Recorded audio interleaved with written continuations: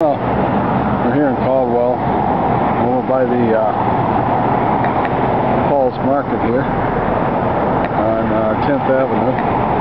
This is one of the fireworks stands, Rocky Mountain fireworks stands that they have around the valley. I'll be showing you more different ones during the week. It says no fireworks to be discharged within 300 feet.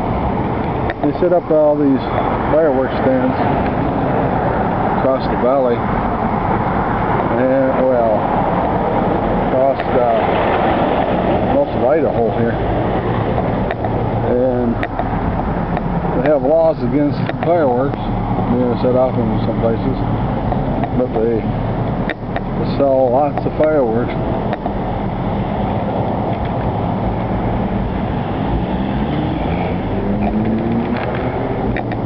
I'm just showing you more, and some of them are open. It's only 10 o'clock in the morning right now. So